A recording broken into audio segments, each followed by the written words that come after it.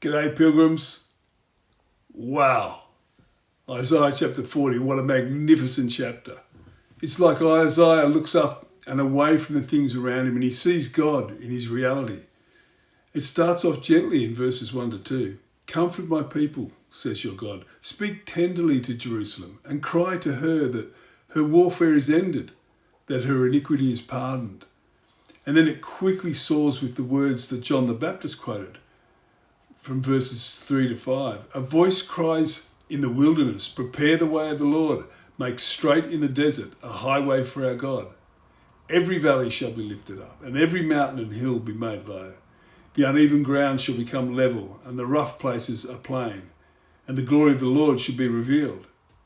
And then he points out the frailty of humanity juxtaposed to God's reality, that all flesh is like the grass. And in verse 8, the grass withers, the flower fades, but the word of our God will stand forever.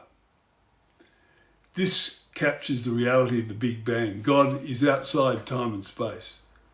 And this chapter just keeps rolling on. Verse 10, God comes with might.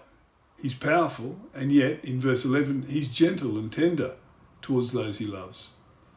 He will tend the flock like a shepherd. He will gather the lambs in his arms. He will carry them in his bosom and gently lead those that are with young. And then in verse 15, behold, the nations are like a drop from a bucket and are accounted as the dust on the scales. I've noticed the first part of this verse many times before, that the world is inconsequential in relation to God's infinite perspective. But the little phrase at the end caught my attention this time. Behold, he takes up the coastlands like fine dust. So the coastlands is a reference to the powerful trading nations in Isaiah's time, like the Phoenicians, Egypt, Greece, the islands of the Aegean. And to Israel's, these were the ends of the earth, the superpowers and the exotic trading empires that looked mighty and unreachable and unassailable. They fringed the Mediterranean, but they are just like fine dust.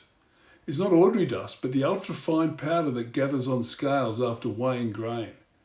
Almost weightless, utterly insignificant, something you blow away or brush off without a second thought. And I used to see this all the time when we brought in tons of 60-kilo sacks filled with coffee, and we'd weigh them, and a very fine dust would be left behind on the scales from where the raw coffee bean parchment would rub against itself in transit from Brazil or Ethiopia or Colombia. It's a vivid picture in my mind because, of course, we didn't pay any attention to this dust as we roasted the coffee beans. This chapter just rolls on powerfully now, outlining how the rulers of this world are transitory and God blows on them and they wither and the tempest carries them off like stubble. Yet he remains eternal and mighty. But lest we get tempted to feel weak, he finishes with one of my favourite verses. And it's the last one in Isaiah's most emphatic verses. But they who wait for the Lord shall renew their strength. They shall mount up with wings like eagles. They shall run and not be weary. They shall walk and not faint. Waiting for God can seem like a long, drawn-out exercise sometimes. But God will sustain us until he reveals himself for who he really is. Bring it on.